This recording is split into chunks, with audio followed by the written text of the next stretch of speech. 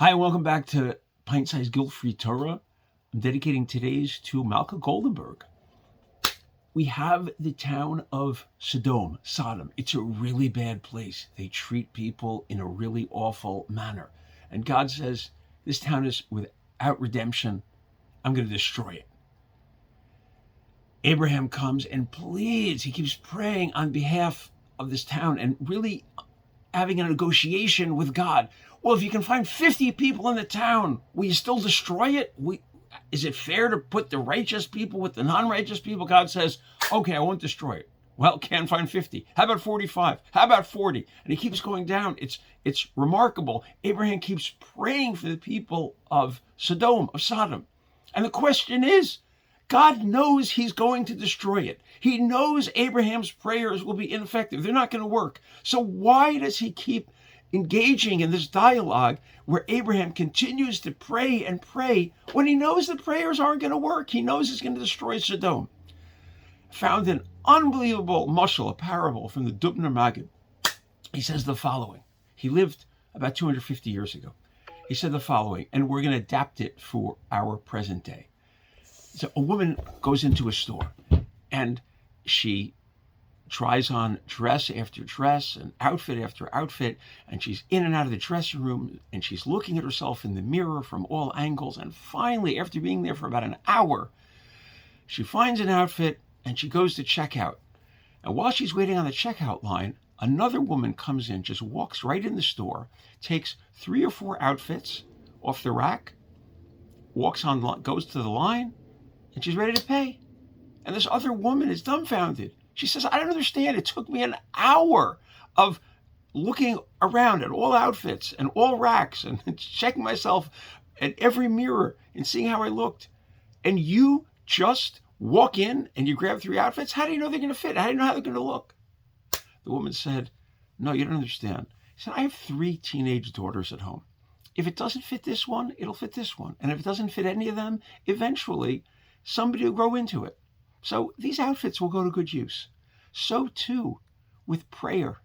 It's true. God knew Abraham's prayer would not work for Sodom, for Sodom. It wouldn't save it. But those prayers never got lost. A prayer never gets lost. And that's a very important principle here, that when we pray, even though we might not see a result now, we have to know that it never gets lost. Found an incredible story, a true story of a Israeli kid, just a kid with non-religious, even anti-religious, walking in Tel Aviv with his guitar and his long hair, innocently on the street. And he was walking to a neighborhood that used to have more religious Jews in it. And somebody walked out of a shtibel, a little synagogue, and he said, we need a 10th guy for a minyan. And this guy said, look, I'm not a minyan guy. I don't even know what a minyan is. I'm anti-religious. This is not for me. The guy pleaded and pleaded, and the guy figured it's just worth it. Let me just go in and do this, and then that'll be faster. He goes in, and things are happening. It seems they needed another 2 or 3 people. He was reading some of the books. He was Israeli. He read Hebrew. And then the minyan happened, and then he left. Next week, he's in the same neighborhood, and almost the same thing happened. And then he realized, fine, he'll be here, he'll do this. And he goes in, and slowly he reads more books, starts schmoozing with the guys. And lo and behold, his interest in Judaism is picked, and he starts observing a bit more, and he starts really finding out his roots and where he comes from and who the Jewish people are and who we are as a nation. And it's not just we're Israeli, we're Jewish. And he really gets into it. And his father is talking to his friends. And his father's a very non-religious man. And his friends are saying, Dudek, to the father, you raise this kid, you send him to the best schools, everything. In all aspects, you've given him the best that our world has to offer. What happened to this kid? How is he finding an interest in these old Jewish practices? And Dudek says, I don't know, I can't answer your question. I can tell you one thing, though.